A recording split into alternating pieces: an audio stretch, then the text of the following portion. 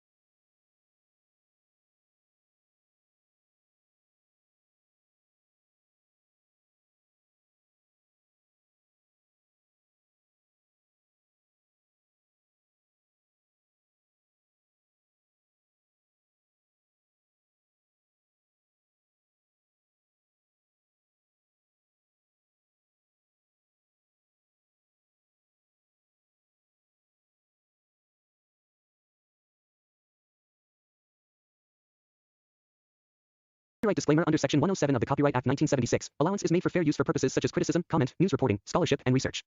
Fair use is a use permitted by copyright statute that might otherwise be infringing. Nonprofit, educational, or personal use tips the balance in favor of fair use. The story begins with the image of a teenage girl stepping into a world she has only heard about in movies and stories, but never experienced in real life. After spending years being homeschooled far away from the chaos of traditional high school, she's suddenly thrown into a building filled with loud hallways, cliques she doesn't recognize, and a culture that follows its own unspoken rules. The sound of lockers slamming, students laughing in groups, and teachers shouting for attention crashes into her senses all at once, leaving her overwhelmed but curious. She tries to blend into the background, clutching her books tightly as she walks through an environment that seems far more dangerous than anything she ever studied. Every step she takes feels like moving through a maze of judgment, approval, and unspoken battles that determine who you are allowed to be. Although she has no idea yet, she is about to enter a world where friendships, lies, popularity, and power all collide in ways she never expected. Her attempt to stay invisible fails quickly as she encounters people who decide her fate before she even speaks. Some students ignore her, others glare, and a few laugh behind her back as she tries to find a place to sit at lunch. But soon, she crosses paths with two students who take pity on her confusion and decide to guide her through the unspoken hierarchy that governs the entire school. They explain the structure of the cafeteria, pointing out who sits where and why every table tells a story. Their introduction to the school social map is both hilarious and terrifying, showing her just how carefully constructed the world around them is. They warn her about certain groups, especially one in particular, a trio known for beauty, power, and drama. These girls are admired by some, feared by many, and envied by most.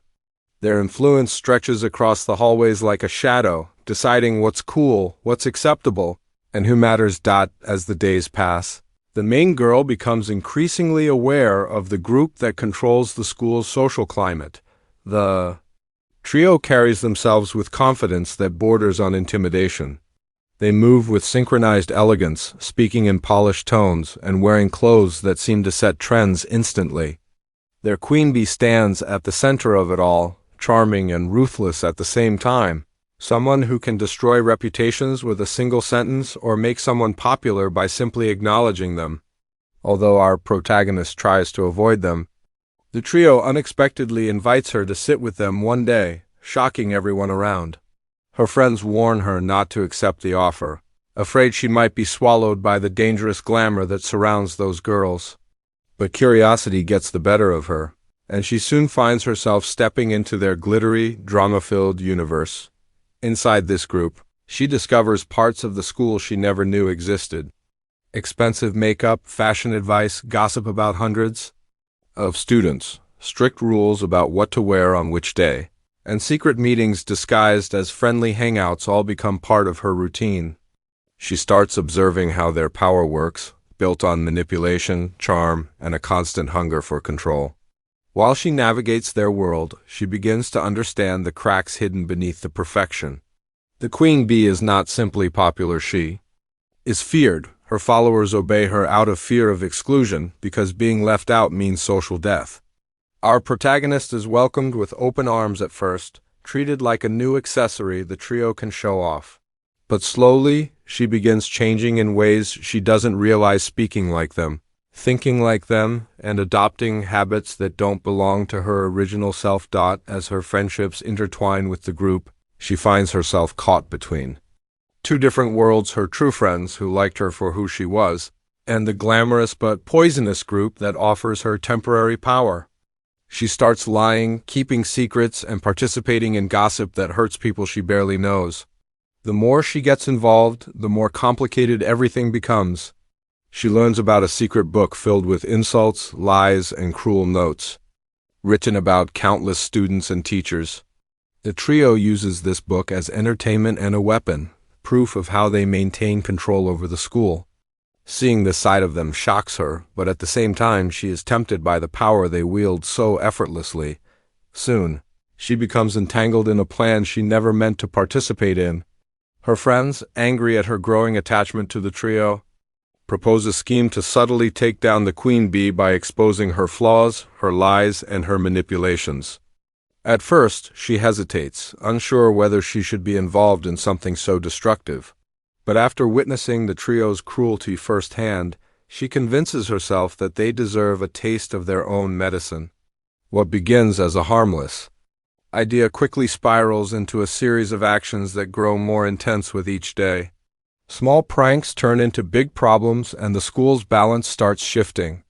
Students who once lived in fear begin questioning the queen bee's power, creating a ripple effect that spreads through every corridor. Her involvement becomes deeper as she continues to play along with the trio while secretly working against them, but the double life begins taking a toll on her. She finds herself lying more often, manipulating situations, and even sabotaging people who trust her.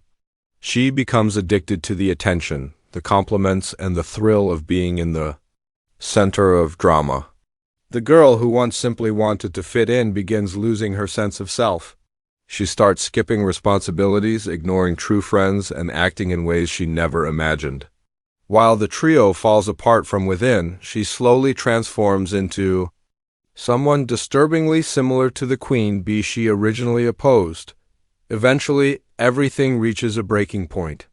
The secret book falls into the wrong hands, sparking chaos throughout the school. Students turn against one another, friendships collapse, and teachers struggle to control the growing storm.